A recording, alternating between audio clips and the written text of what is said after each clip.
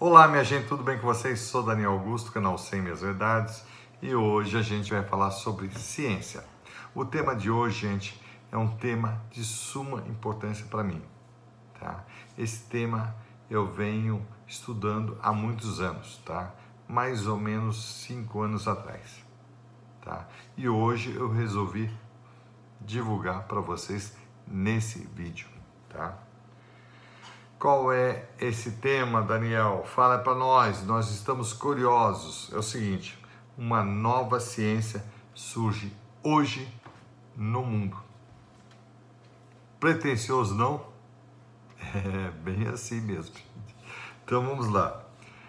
Qual é essa ciência? É uma ciência formal, tal qual a gramática e a matemática. Olha só, que pretensioso, hein? O que vem a ser gramática, gente, para vocês entenderem, essa ciência formal? Gramática vem do grego grama, tica. Arte, tica, né? Grama quer dizer símbolo, caractere. Então é a arte da simbologia, dos caracteres, tá? Para traduzir os pensamentos, as ideias, né, das pessoas, que é feito através de letras que, por sua vez, conjugadas, formam palavras. E assim vão formar frases. Já matemática, matemática. Matema quer dizer explicação, conhecimento. Tica, arte, né? Então, a arte da explicação, do conhecimento. Então, é dessa forma. A matemática, ela vem tentar entender, explicar, né, as quantidades, os tamanhos, as dimensões, né, sejam elas de área, de volumes e tudo mais. Através de quê? Quais são os símbolos? São os algarismos que, por sua vez, formam números. Ok? A ciência, né, que eu venho trazer hoje é uma novidade. Ela é prima dessas duas, que é uma coisa nova. Mas, Daniel, por que você vem falar isso no vídeo? Por que você não fez de outra forma, de forma científica, é tudo bonitinho, né? Usando toda a metodologia. Gente, eu tentei procurar fazer dessa forma. Porém, quando eu fui pesquisar no INPE, Instituto Nacional de Propriedade Intelectual, eu vi que na tabela de gêneros deles, né, sobre patentes e marcas, não se encaixava uma ciência nova, tá? O que mais chegou próximo foi o código 6 sobre técnico científico, mas era sobre algo que já existia e não algo novo, tá? Então o INPE, o que ele faz? Patentes sobre produtos específicos, né? Sobre um celular que vai inventar, algum produto novo que você for inventar, uma televisão, qualquer produto. Então, que é uma inovação. Aí você vai lá e patenteia, e aí você, por consequência, vai receber os royalties sobre aquela invenção que você fez. E a marca também, a marca que vem a ser, é a marca sobre um produto que você criou, né, industrialmente falando, que, vamos supor, inventou um tênis, um artigo esportivo, como Adidas, Nike, Penalty, Topper. Então, cada uma daquelas marcas, elas são registradas e só elas podem usar aquelas marcas, tá? Como também nos smartphones, né, nos celulares, que são a Samsung, a Apple, a Nokia e a Motorola, por exemplo, ok? Então é dessa forma. Então há uma proteção nesses institutos de propriedade industrial em relação à marca e à patente. Então são coisas, uma é uma questão de nome e a outra é questão de um produto específico. Só que eu não estava criando nada disso, e sim era uma ciência nova. Então não tinha como classificar lá. Aí qual que era a outra alternativa? Fazer um livro, uma tese bonitinha, tal, encontrar uma editora, escrever tudo aquilo, ia dar uma trabalheira tremenda, né? Fazer de uma forma toda sistemática, seguindo a ciência, né? Toda a metodologia de um artigo científico e tudo mais, para poder fazer com que isso tivesse uma validade científica. Mas como eu estava criando uma ciência nova, não ia nem poder classificar cientificamente, porque é uma coisa nova. Olha só, coisa inusitada. Aí já se passaram 5 anos e eu, nossa, o que eu vou fazer? Aí eu falei assim, sabe uma coisa? Tive um estalo. Olha, eu vou fazer através do meu canal do YouTube. Eu vou divulgar uma nova ciência através do canal do YouTube, que é hoje, dia 20 de maio de 2020, ou seja, 20 de maio de 2020. Uma data até assim muito interessante. Tem tudo que é 20, ok? E aí eu assim, então vou fazer dessa data. E aí qual que é a ciência que eu vou divulgar para vocês? Que eu vou fazer vários vídeos sobre essa nova ciência. A ciência se chama formatomática. Formatomática? O que quer dizer isso, Daniel? Formato, forma, o formato das coisas. Então, complementando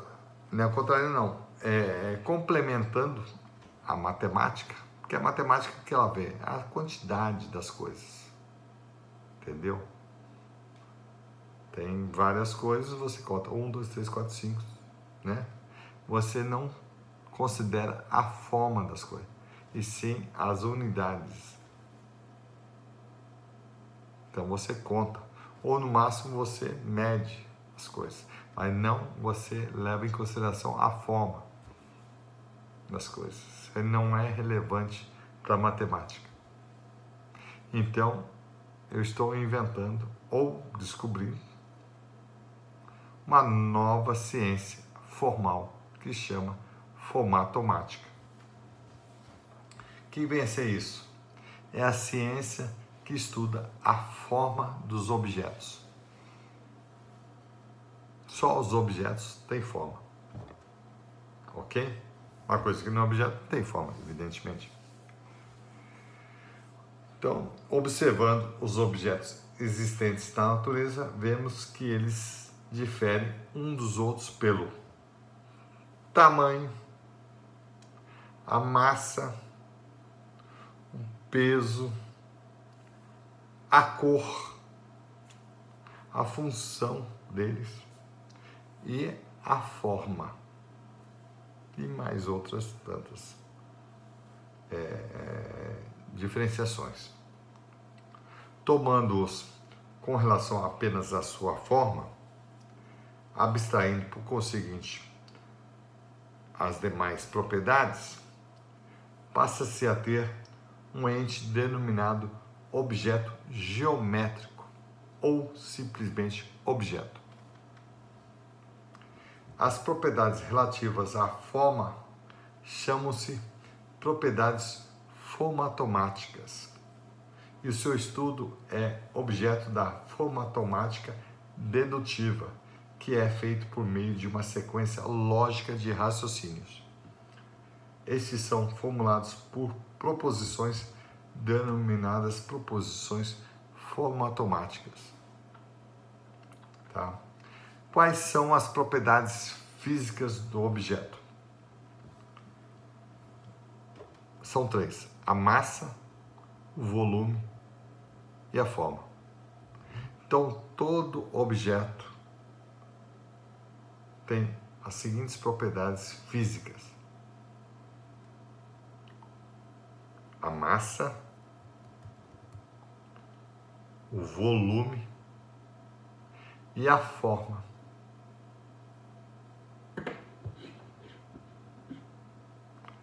A massa, volume, né? A hematita aqui, uma pedra, que é um óxido de ferro, é um ímã. E aqui é uma concha marítima. Tá? Eles têm massa, tem volume. Esse aqui é um pouquinho oco por dentro. E tem forma. Olha a forma deles. É diferente. Os dois são objetos naturais, da natureza. O ímã e a concha. Tá? Então, é assim. Repetindo. Massa, volume, volume, embora seja oco por dentro. Isso aqui é um copo. Tá? E a forma. Olha só. A forma. Uma coisa meio cilíndrica. Tá? Que depois vocês vão descobrir que isso aqui tem um outro nome. Tá bom? Então vamos lá. Então, gente, quais são os postulados da formatomática? Primeiro, a forma é representada por meio de figuras geométricas. Então, ela pode ser uma esfera, um paralelepípedo, uma pirâmide, né? Formato de concha. Tem vários tipos de concha, inclusive, ou de um copo. Então, tem vários formatos, são figuras geométricas. O segundo postulado, a forma é representada por meio de figuras tridimensionais, ou seja, não é bidimensional nem unidimensional. Ela tem a forma todinha aqui. Você tem que pegar o corpo e ver todas as suas, né, as 3 dimensões: altura, largura e comprimento. Ok? É dessa forma. Numa esfera, todas elas têm o mesmo tamanho, tanto a altura como a largura, como o comprimento. É igual. Certo? Terceiro postulado é a forma independe do tamanho do objeto. Evidentemente, isso aqui é uma esfera pequenininha, né? Mas se eu colocar aqui pertinho, vamos supor que ela cresça, ela vira uma tremenda de uma esfera, mas continua sendo esfera. Então, a forma independe do tamanho do objeto. Isso aqui vai ser esfera, tanto sendo pequena como grande. Quarto postulado, a forma não se altera com a massa e o volume do objeto. Evidentemente que não. Não é porque esse objeto tem muita massa, que é uma bola de golfe. Se ela fosse uma bola de isopor, com menos massa, mas bem mais leve, ela ia continuar sendo uma esfera. Então a forma seria igual. E quanto ao volume? Como eu já falei anteriormente, o tamanho, mas para ficar, né, para a gente explicar de novo, não importa o volume, sendo grande ou pequeno, vai ser sempre uma esfera. Então a forma não se altera com a massa ou o volume do objeto. Quinto postulado. Não há objeto sem forma. Então, o objeto é uma coisa concreta, gente, concreta. Tá? É concreta, você tem que pegá-lo. Tá? Ar, vento, um vácuo, não tem nada, então não tem forma. Então, eles não são objetos. Principalmente objetos dessa ciência da formatomática. Tá? Vamos lá. O sexto postulado. A forma não muda com o movimento rotacional do objeto. Ou seja, se eu ficar girando isso aqui em torno do seu próprio eixo, não vai mudar a forma do objeto. Se eu pegar esse copo aqui e ficar girando, não vai mudar o formato dele. Seja assim, seja assim. Ok? Mesma coisa com essa concha. Se eu virar assim ou virar assim, o que for, ela sempre vai ser a concha e o formato vai ser daquela forma. Vai ser dessa forma. Não importa se eu ficar girando. Tá? Porque a forma é representada por meio de figuras tridimensionais, que é o segundo postulado. Então, do jeito que eu virar esse objeto, seja um movimento rotacional ou, segundo o próximo postulado, o sétimo, que é o movimento translacional do objeto, não vai alterar o objeto. Não importa se ele ficar girando em torno do seu próprio eixo, seja esse eixo assim ou aqui, ou ele ficar girando assim, ele não vai mudar de forma. A forma sempre vai ser a mesma. Tá? Vamos supor esse objeto aqui, que é a hematita. Se eu girar assim, translacional, ou ficar girando ele assim, ele não vai mudar de forma. Entendeu? Simples assim. E o oitavo e último postulado que eu estipulei, pode ter mais outros, né, que outras pessoas, outros cientistas venham descobrir, né? O último que eu encontrei foi o movimento rotacional de certos objetos pode alterar a perspectiva de visão da forma deles, mas não a sua forma. Ok? Ou seja, eu posso pegar esse copo aqui, posso ficar girando aqui, só que se eu pegar assim, de repente, a gente talvez não entenda que isso aqui é um copo. Ou assim, também entenda que não é um copo. Mas assim a gente vai ver que é um copo. Então não é porque a gente está vendo diferente, certo? Uma perspectiva diferente. Aqui a gente sabe que é um copo. Mas se a gente olhar aqui assim, né? Talvez a gente não tenha certeza se é um copo ou não. Ou olhando dessa forma aqui. Tá bom? Mas não deixa de ser um copo e ter um formato de copo, né?